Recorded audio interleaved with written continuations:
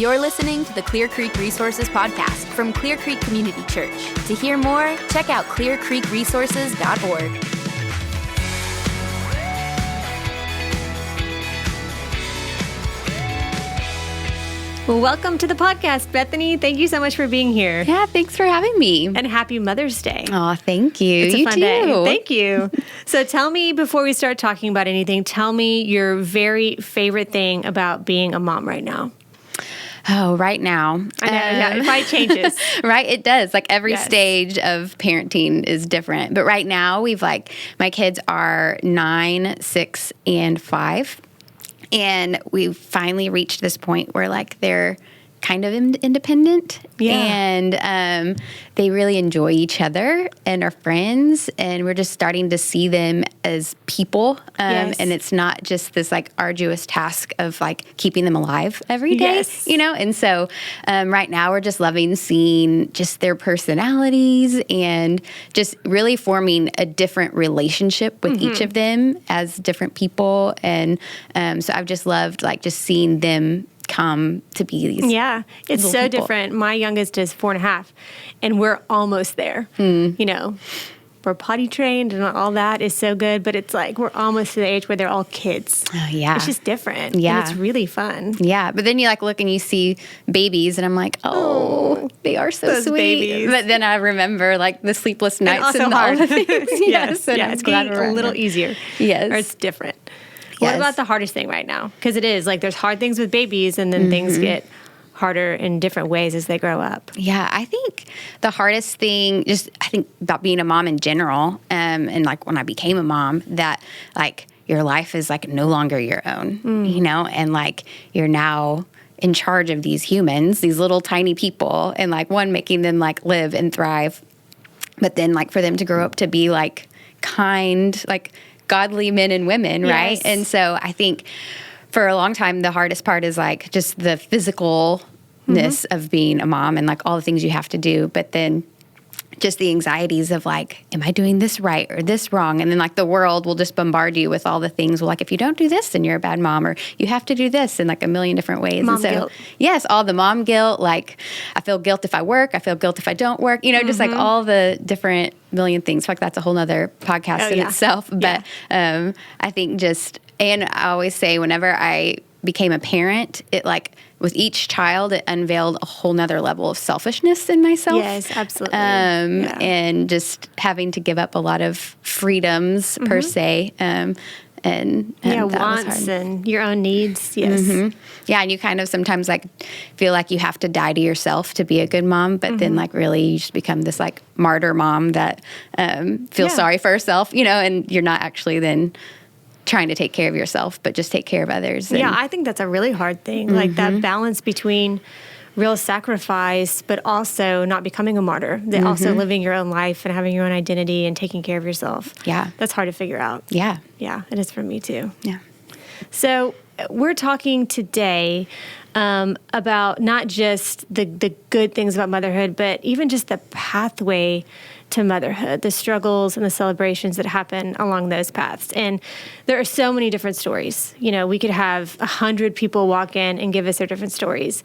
But I know that you and Aaron have your own. And so, I'm just hoping today you can just tell me a little bit about your journey and what it felt like and what you learned and all of those things. Yeah, absolutely.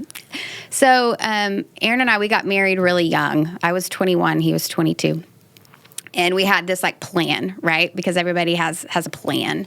It's a good plan, but we had this 5-year plan. So we're gonna be married for 5 years, and then at 5 years, we're gonna start trying to have a family.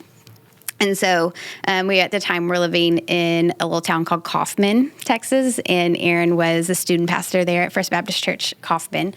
And we, 3 years into marriage, we start realizing maybe 5 years is too long. Maybe we want to start trying now. So we start the process and do all the right things, and we're not getting pregnant. And I remember going to my doctor, and and we had kind of a family planning appointment, and she's just y'all are really young, you're both really healthy. If in 6 months nothing's happening for you guys, technically after a year, you're not considered like having fertility issues, but like with your age and your health, like I would be happy to run the tests before then. And Aaron is a very proactive person who needs a plan at all times. And if things aren't going according to his plan, we need to like figure it out and like get it done. I am not that way. I'm very like laid back. Plans stress me out. Actually, I like really hate plans for the most part. But so at 6 months, nothing's happened. So he's like, let's make an appointment. So we both get different testing done. And about a month later, I get a call from my doctor, and she basically goes over all the results with us and tells us that, like, I'm so sorry, but there's just no way y'all will ever be able to get pregnant naturally on your own. And so she refers us to a specialist, and we go see a fertility specialist there in Dallas, and he does all the testing again and like confirms all of it, that like basically your only option to ever get pregnant is to go through IVF. And even then with IVF, we had to go through a whole different realm of IVF. And what were those days like?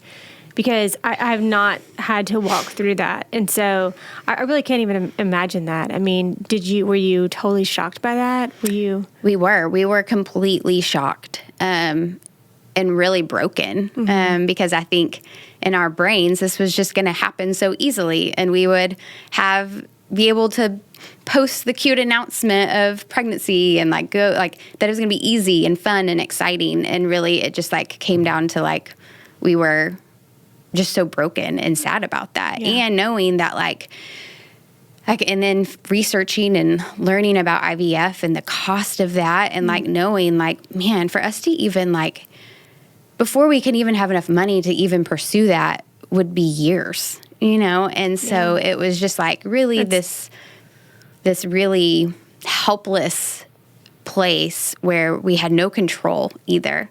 And we couldn't, and a lot of fear and just all these plans we had made were just like unraveling in front of us. And that was really hard.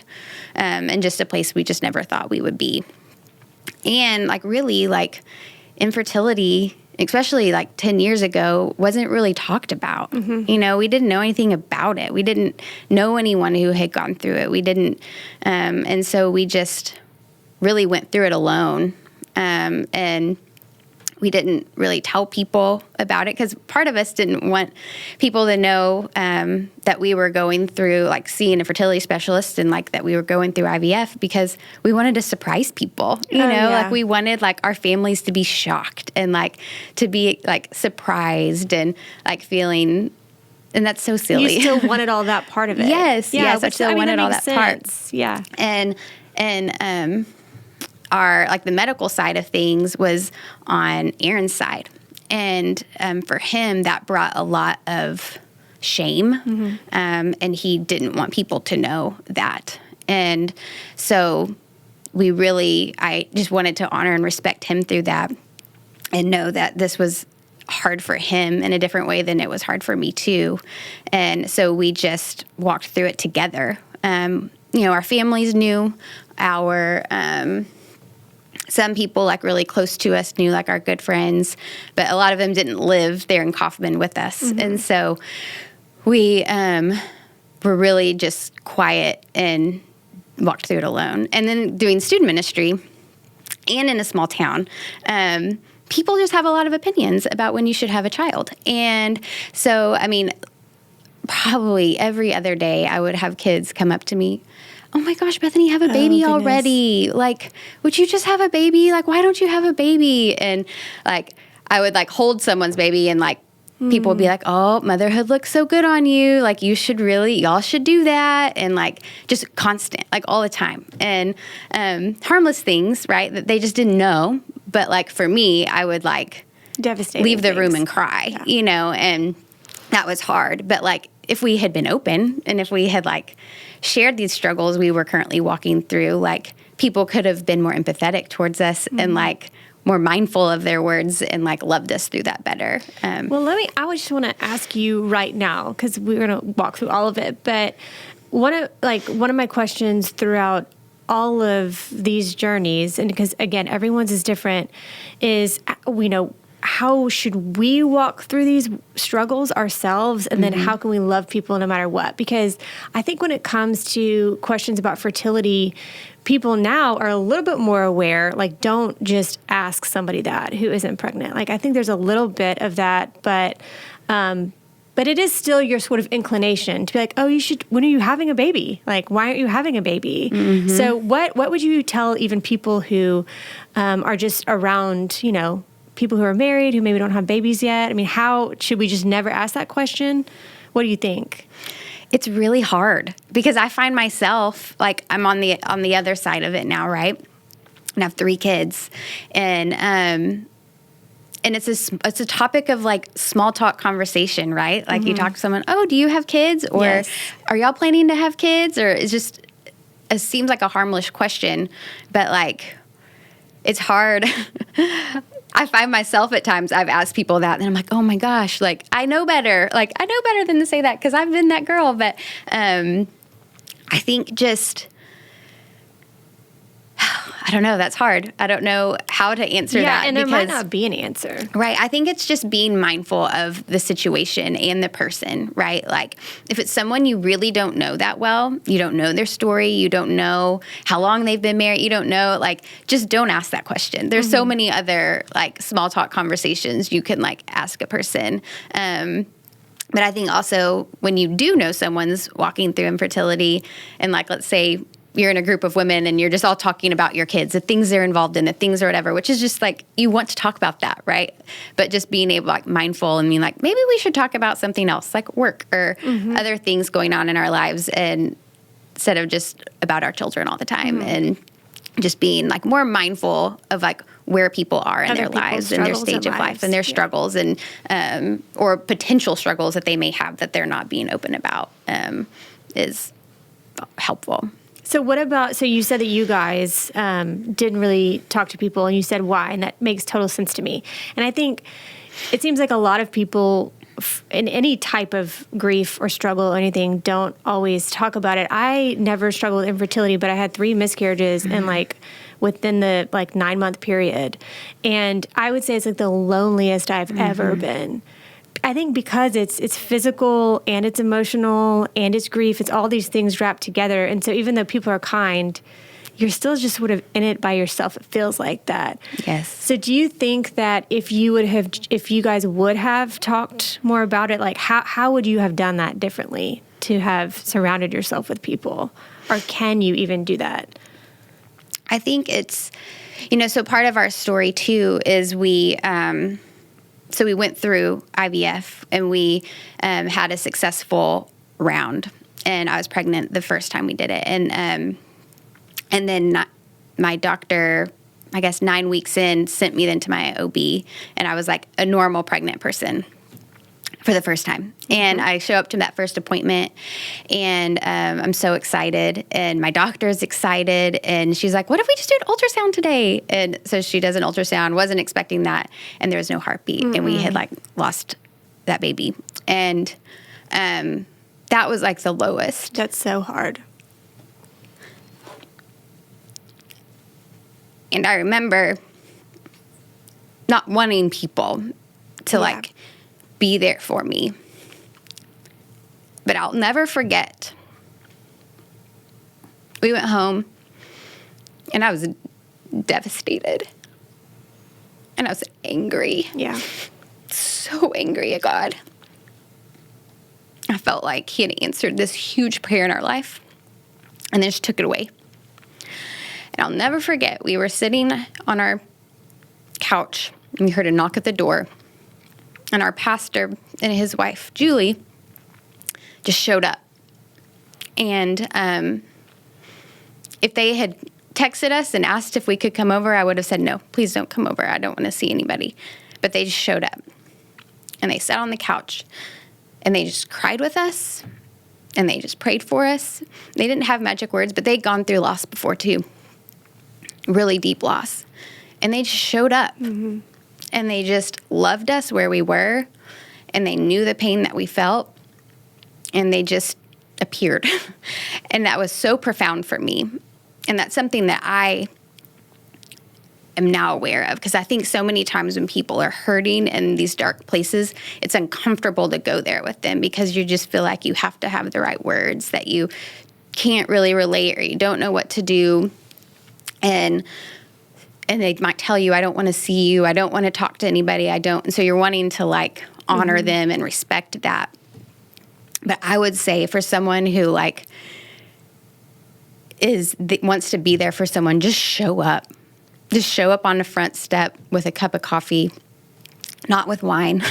That's something I always have told people who have like, what can I do for this person? Like, don't show up with wine because it's a reminder that I'm not pregnant or that I don't have a child or that I don't like, because usually, you know, someone's down in the dumps or having a hard day, like show up with a bottle of wine, some chocolate, and like, let's hang out. But like, that's always a word of advice I give people is don't show up with wine because it's just a hard reminder. That's just, again, about being mindful of the person in front of you. Just remember, you know, what's happening. Yes. So I think that's really helpful because I think that is true for anything. Just show up.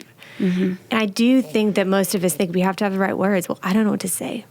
I don't know what they're going through. So it's not me. It has to be somebody else who knows what to say or how to pray or whatever it is. But we can all show up for other people. Well, and I remember people would also, and at that time, so once we had the miscarriage, I told Aaron, I said, we have to let people know now. Like, I cannot now have walked through this side of things and after our loss to be asked the questions that we are asked all the time. Like, I might lose it on a 14-year-old girl if they ask me, you know, like, and that's not fair to them, you know, and like, we want like these people who are in our lives, who are serving with us, who are doing ministry with us, who are like in our lives and doing life with us to know their struggles we're going through. So, because I was like, I am so broken and weak. I can't do this on my own anymore. Like, we can't do this by ourselves. Like, we had each other and we leaned on each other and we grew so much together. But like, we needed a community to help us through this. And, you know, so then when we told, especially our student ministry volunteers, like what was going on, and they knew I'd had a miscarriage, but they were like, had no idea all we had gone through to even get to that point, you know, and I think part of them was a little like saddened that we hadn't told them, you know. And so at that point, then we had people around us to like help us through the next phase of that. So then so after my miscarriage, you know, your body has to heal and go through lots to just even start the process over again. You know, for us, we knew it's not just like a matter of, okay, let's start trying again. Like, there's shots and tests. And I mean, like, I basically became like a pin needle. Like, I had so many injections, so many things we had to walk through to even get there again. And financial side of that too. Like, we just sunk all of our money into that round, and now we have to go back through this again. And but then we went through it again. We had some frozen embryo, and we did that, and I got pregnant again. And then at 7 weeks, I was at work, and I started bleeding and cramping, and I just knew I was miscarrying again. And so I was at work at the time. At the time, I was working at the church with Aaron. He was in Dallas, and my friend Kay, I ran to her and I was like, I don't know what's happening, but my doctor says I have to like come now. So she like drives me to Dallas. We get there, Aaron meets me at the hospital, and they do an ultrasound, and like, baby is fine. But they discover I had a really massive subchorionic hematoma. And where it was placed was like literally like centimeters away from disconnecting or from separating the umbilical, like the uterus from the placenta, and like almost right where the umbilical cord was attached. So like, if it had moved at all, like, the pregnancy would not have been viable. And so they basically send me home on bed rest for, I mean, it was just week by week. And it wasn't just like lay in bed. It was like lay in bed on your back. You get up to go to the bathroom. That is it. At 7 weeks? At 7 weeks. Wow. And it was like you cannot vomit, you cannot, like, and so like at that point I'm like super nauseated, feeling pregnant, but like, you know, you don't feel a baby at this point. But so it's like I would lay in bed and focus to try not to throw up, because throwing up could hurt the baby. And so each Friday we would go back to the doctor and they would do an ultrasound to see where I was at and how, if it was resolving or, and so every Friday it was like, is my baby still alive today? I don't know. And I just laid in bed with my thoughts and you know, and at that point, then we had like community of people who were bringing us meals, who were praying for us, who would come and spend time with me, who would, you know, help walk us through that piece of it. Cause just, especially after like having loss and then each pregnancy is then terrifying. It's yes. You know? I was like waiting for you to say that. I think that's something that people don't understand. Once there's loss, you are just afraid during your pregnancies. It's not the same. Like it's not a joyful, exciting. It's terrifying. It's terrifying, and so I really I would just lay there and just not know if she was alive that day. Yeah. And then each Friday we would go. And you it was feel getting responsible too. Yes. I mean, I think that's a hard part of that is, you know, you can't throw up and you can't move.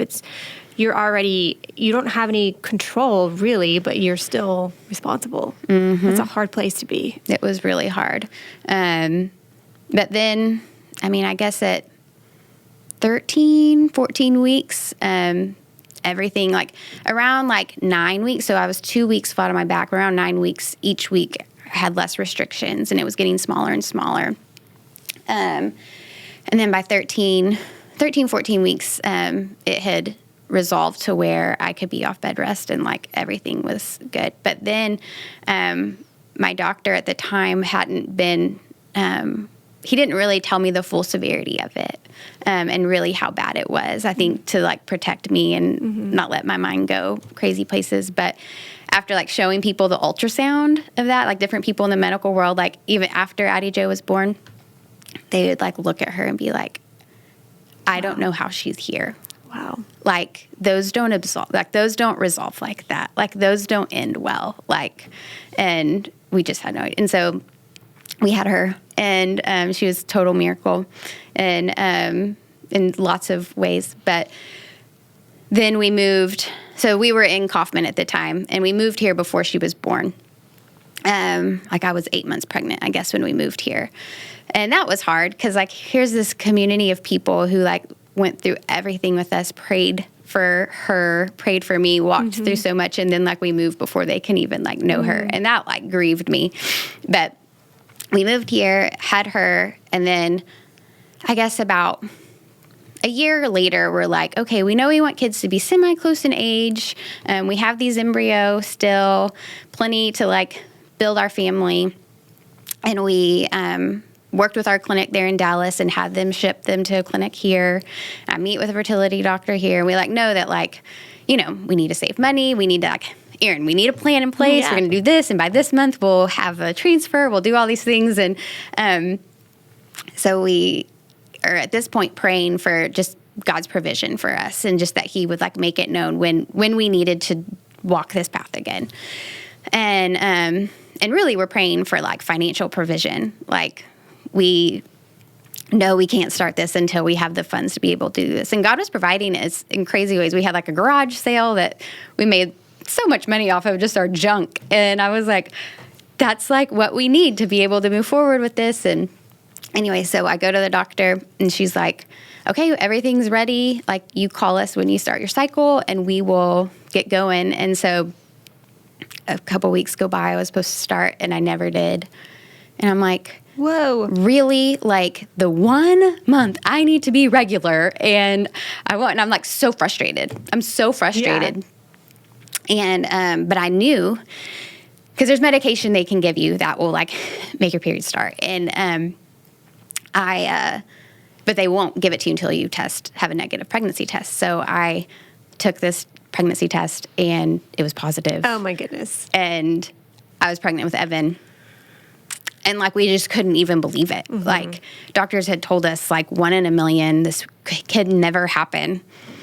And then it did. And we were just floored. We just were in shock. Like there was just like all these emotions with all of that. And then Evan was born, and 7 months later, I was pregnant with Annalie. And in the same way, like, did you like you did IVF again or no? No. Okay. I mean, I had a 7-month-old. I was still nursing. I had a 7-month-old and a like 2-year-old. No, I was like drowning in children at this point, and like, oh gosh, that was a really shocking day, and one that like took.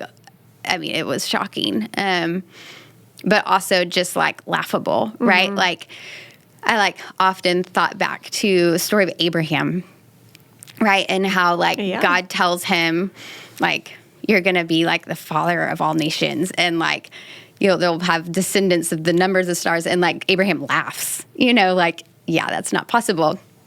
And, like I remember the day Annalie was born, like thinking like, if someone had told me 4 years ago that I would have 3 kids in 4 years at this point, and like the way this unraveled, I would have laughed. I would have said that was impossible. Like, there's no way. Like, do you know our story? Do you know our medical history? Do you know what doctors have said? And like, and so it's just really, we just often look back and are just like, I can't believe the way like God did this. And so like Evan, his name, Evan means gift from God. And then Annalie, her name, so she's Annalie Grace. And so Annalie, it means grace, and then her middle name is Grace. And so we say that she's like our grace upon grace, like this like undeserved gift that like we couldn't do on our own, that God just like graciously gave us. Even though it completely overwhelmed me.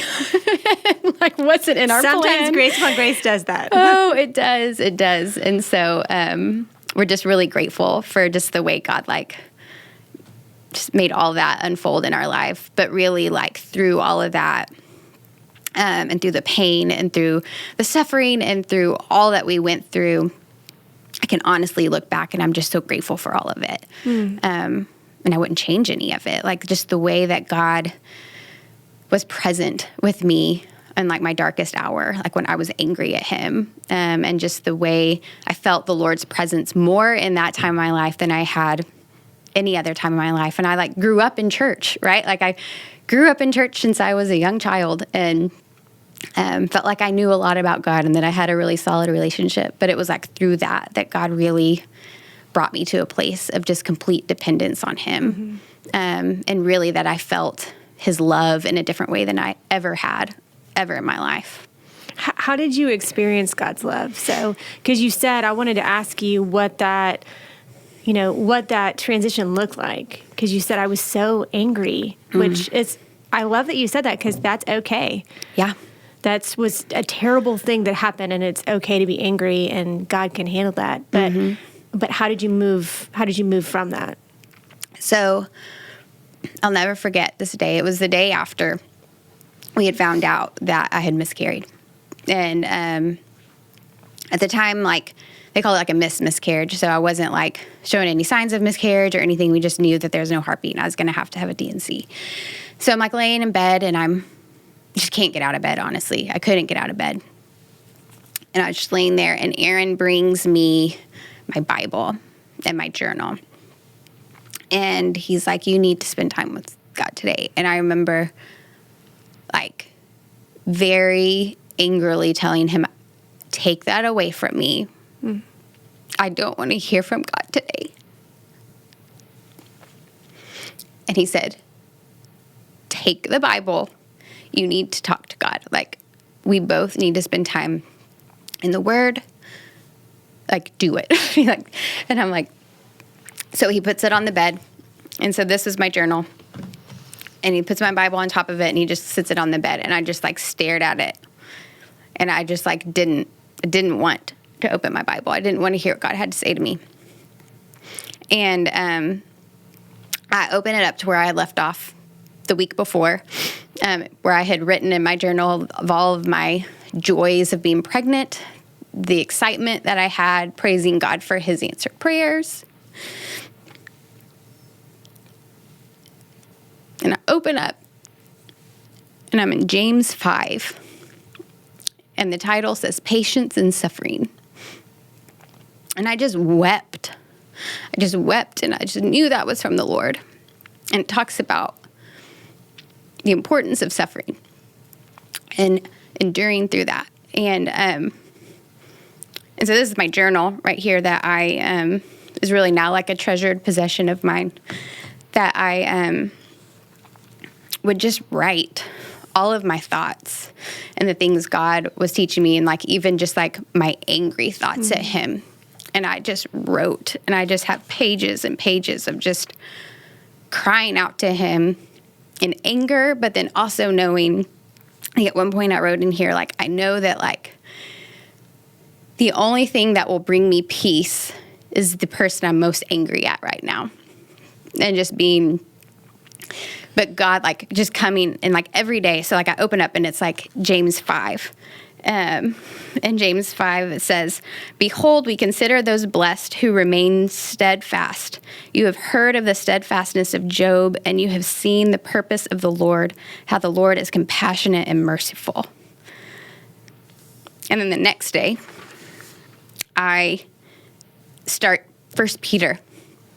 In 1 Peter, it's all about suffering.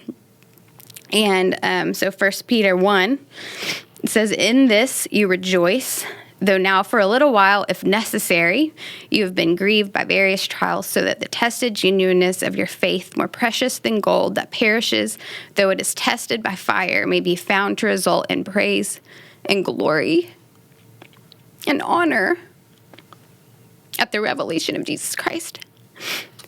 And just like every day, like the next day, 1 Peter 2. The work I'm doing in you is hidden at first, but eventually blossoms will burst forth and abundant fruit will be born.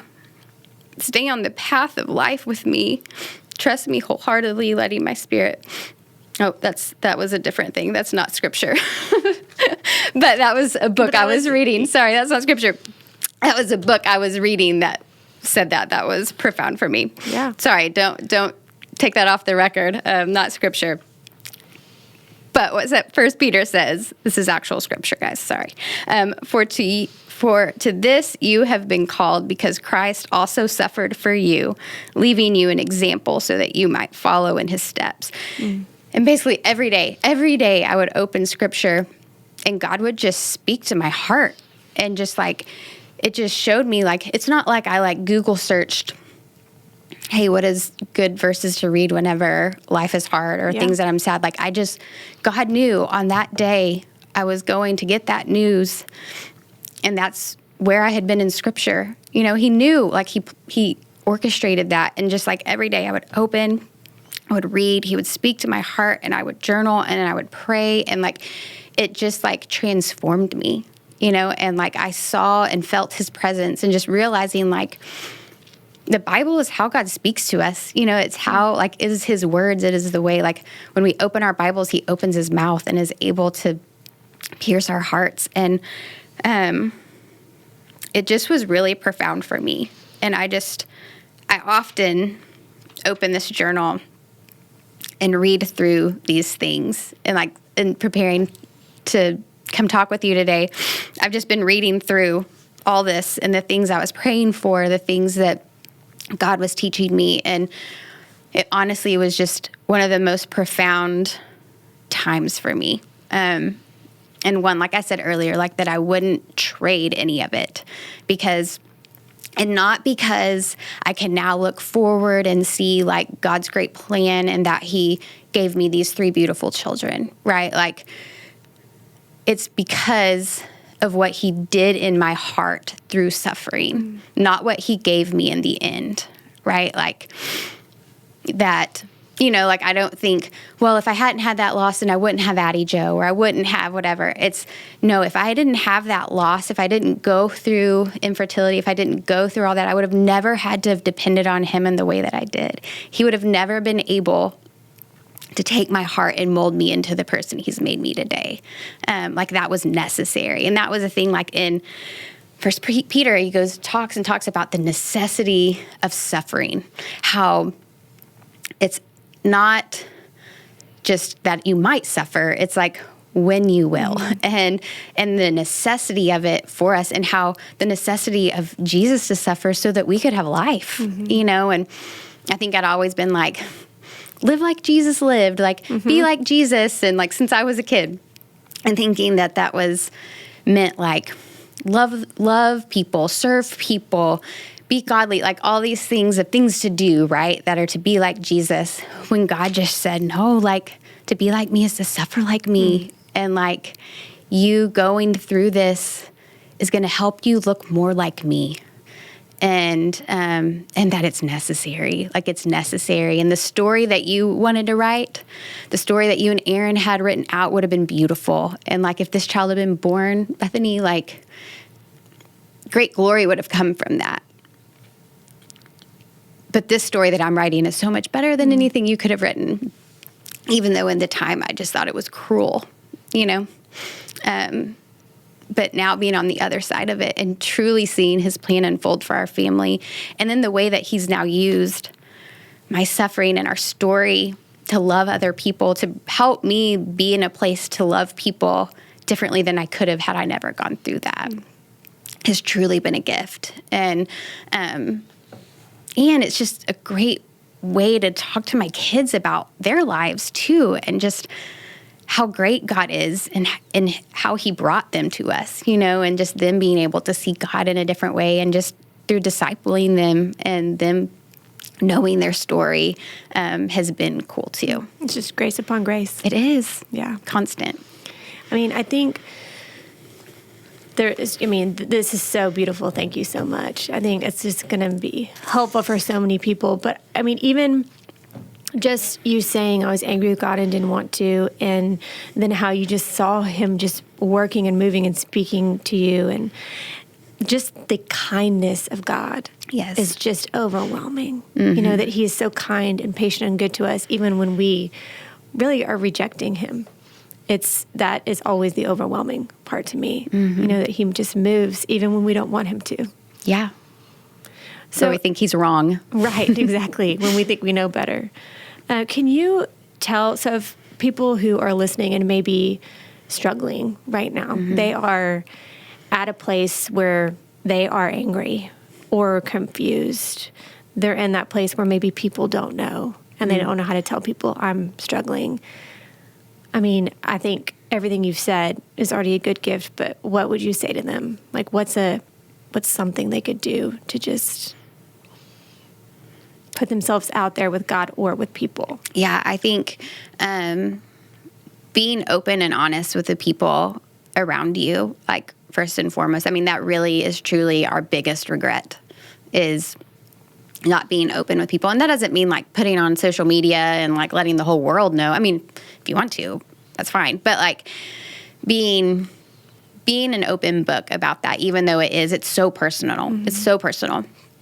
But really, like, especially if you're in the place where I was, just angry with God and just hurt and broken and just like truly, like, this is so cliche, but like truly lean on God and like go to him in that. Like, open your Bible and like truly like spend time with him and like hear from him, and really like the whole journaling thing. I know that can be like daunting for some people, but just like writing out your thoughts and like even like thoughts of anger and just everything that you're feeling, like getting it out on paper is so helpful. Like, I just remember like times, because I'm not very, I'm pretty bad at sometimes expressing my emotions and my feelings. I like to talk a lot, so it surprises people that I'm like not a super emotional person.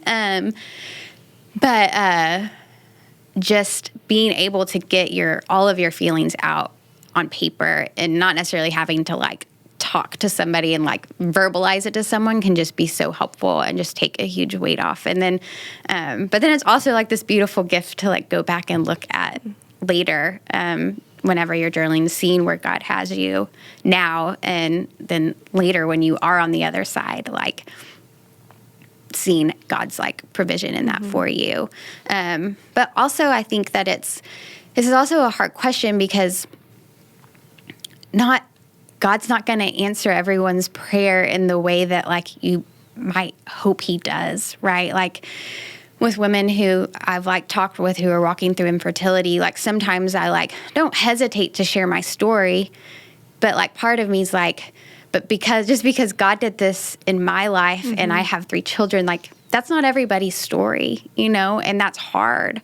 And this morning when I was reading through my journal, before we started IVF, I was reading through like my emotions then and how I just had to get to a place with just open hands, just to God, like, if this is your will, let it be done. But if it's not, don't let me find my identity in this, because it's all consuming. Like when you're walking through infertility, it's all consuming.